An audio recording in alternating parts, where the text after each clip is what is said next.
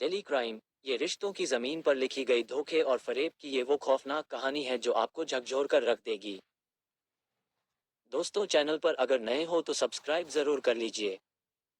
रिश्ते, जो हमारे समाज का ताना बाना है। छोटे बड़े और गहरे हल्के रिश्ते, रंग बदलते रिश्ते। इस कहानी में रिश्तों की ही बात हो रही है।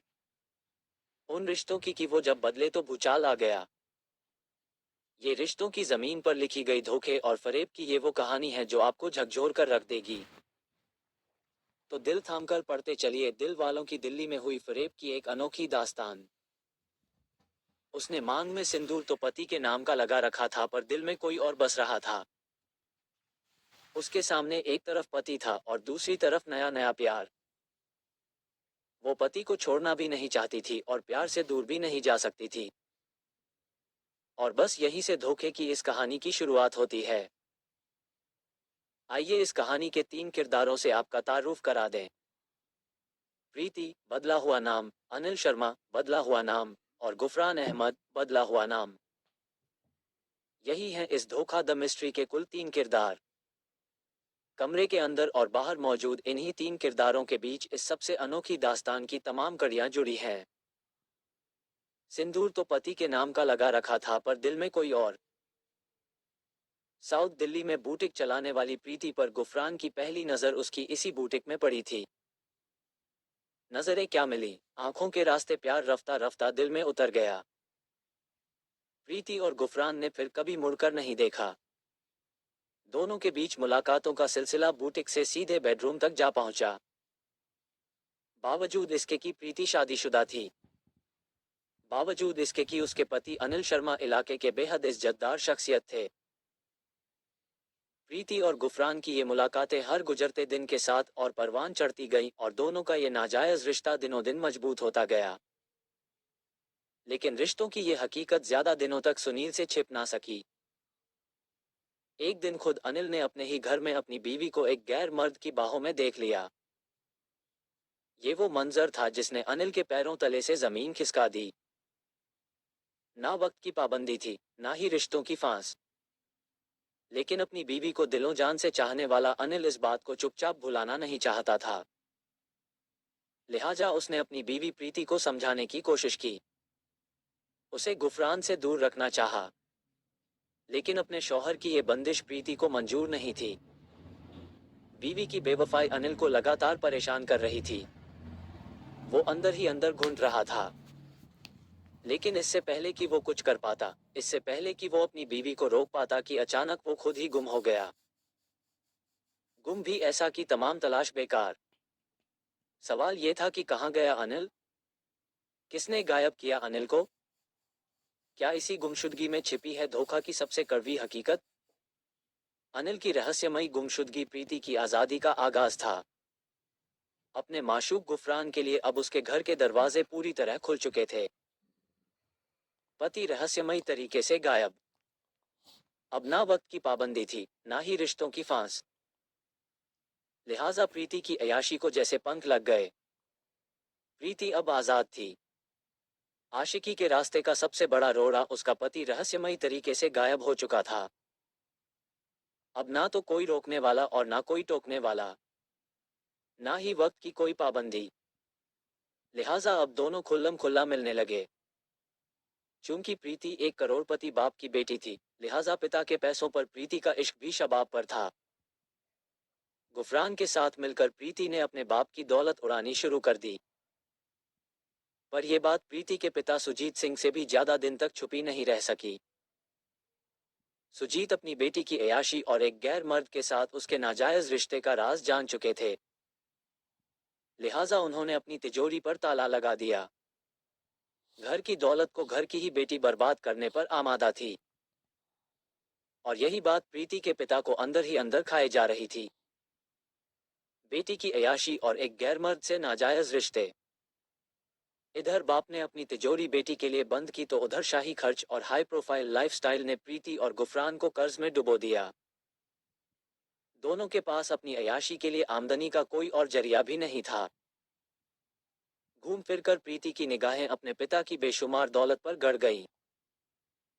उसे अच्छी तरह मालूम था कि बिना हाथ पांव मारे करोड़ों की दौलत उसके हाथ लग सकती थी।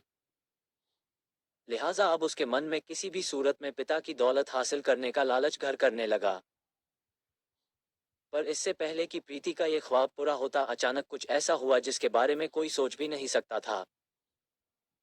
यही था धोखा, द मिस्ट्री का सबसे खतरनाक खेल। धोखा, द मिस्ट्री का सबसे खतरनाक खेल। पति गायब हो चुका था और पिता बेटी के फरेब को जान चुके थे। उधर प्रीति की जेब पर उसकी अय्याशी धीरे धीरे भारी पड़ती गई। दौलत के बिना अय्याशी चले भी तो कैसे? लिहाजा दौलत पाने के लिए प्रीति और गुफरान ने एक खतरनाक साजिश रची।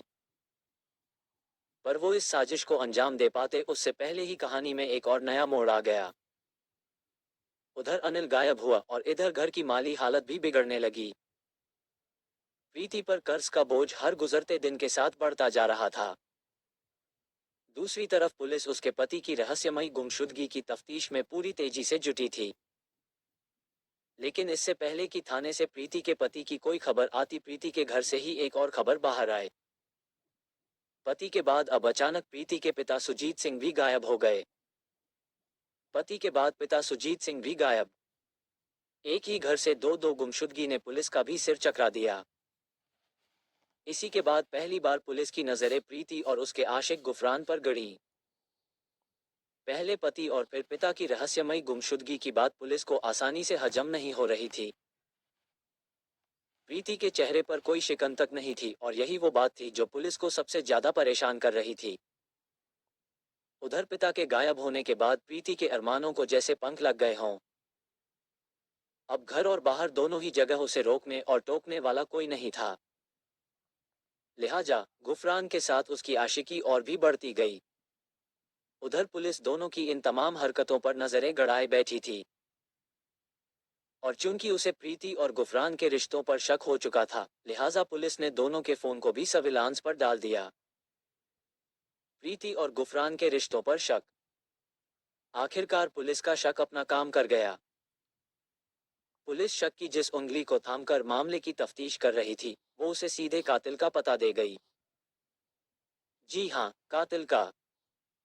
क्योंकि पुलिस जिसे गुमशुदगी का मामला मानकर चल रही थी, वो मामला कत्ल का निकला और कातिल की शक्ल में जो चेहरा सामने था उसने खुद पुलिस के पैरों तले से जमीन खिसका दी। एक ही घर से एक के बाद एक दो लोग गायब हुए। 3 साल बीत गए, पर दोनों का सुराग नहीं मिला। पर 3 साल बाद अचानक एक रोज पता चला कि उनमें से एक का कत्ल हो चुका है। कातिल खुद इसका इकरार कर रहा था। पर इस इकरार के बावजूद धोखा, द मिस्ट्री अब भी राज ही बना हुआ था। बाप की लाश मिले और बेटी के दामन पर खून, तो फिर किसके पैरों तले से जमीन नहीं खिसकेगी? जी हाँ, सुजीत सिंह गायब नहीं हुए थे, बल्कि उन्हें हमेशा के लिए मौत की नींद सुला दिया गया था और ये काम किसी और ने नहीं, खुद उनकी अपनी बेटी प्रीति ने किया था। 3 साल तक दोनों का कोई सुराग नहीं। दरअसल प्रीति को अपनी अय्याशी के लिए दौलत की दरकार थी। बूटिक से मिलने वाला पैसा उसके लिए नाकाफी था। फिर गुफरान की खर्चीली आदत ने भी प्रीति के हाथ तंग कर दिए थे। लिहाजा इस मुफलिसी से निकलने के लिए दोनों ने एक खतरनाक साजिश रची। प्रीति अपने बाप की आलीशान बिल्डिंग को बेचकर करोड़ों रुपए हासिल कर सकती थी। वो अपने पिता की इकलौती वारिस भी थी। पर उसे ये विरासत बाप के जीते जी मिलने की कोई उम्मीद नहीं थी। आरोप है कि उसने अपने पिता को ही हमेशा हमेशा के लिए रास्ते से हटाने का फैसला कर लिया। साजिश के तहत प्रीति ने गुफरान और उसके एक दोस्त को एक रात अपने घर बुलाया। सुजीत सिंह तब अपने अंजाम से बेखबर अपने कमरे में आराम कर रहे थे। रात के वक्त अचानक दो अजनबियों को कमरे में आते देख वो चौंक गए। पर इससे पहले कि वो कुछ समझ पाते, गुफरान और प्रीति ने तकिए से मुंह दबाकर सुजीत की हत्या कर दी। फिर इसके बाद गुफरान और उसके दोस्त ने सुजीत की लाश को एक चादर में लपेटकर दूर गंग नहर में फेंक दिया। रात के अंधेरे में साजिश। बाद में खुद प्रीति ने पुलिस में अपने पिता की गुमशुदगी की रिपोर्ट भी दर्ज करा दी, ताकि किसी को उस पर शक ना हो। लेकिन प्रीति और गुफरान के फोन टैप कर पुलिस ने आखिरकार 3 साल बाद सुजीत सिंह की गुमशुदगी की गुत्थी सुलझा ही दी। इसी के बाद 12 फरवरी 2009 को दिल्ली पुलिस ने प्रीति, गुफरान और उसके दोस्त आसिफ को कत्ल के जुर्म में गिरफ्तार कर लिया। लेकिन अभी प्रीति के पति अनिल की गुमशुदगी की पहेली सुलझानी बाकी थी। पुलिस को यकीन था कि बाप की तरह ही प्रीति ने अपने पति को भी इसी तरह रास्ते से हटा दिया है। लेकिन 11 मई 2004 से लापता अनिल के बारे में प्रीति और गुफरान अब भी यही रट लगाए हैं कि उन्हें अनिल के बारे में कुछ नहीं पता। 14 साल से ज्यादा वक्त बीत चुका है, पर ना तो अब सुनील लौटा है और ना ही उसकी कहाँ लाश मिली है। तो आखिर सुनील कहाँ गया? उसे जमीन खा गई या आसमान निगल गए? कुल मिलाकर धोखा द मिस्ट्री अब भी मिस्ट्री ही बनी हुई है। दोस्तों, वीडियो को लाइक और चैनल को सब्सक्राइब जरूर कर लीजिए। धन्यवाद।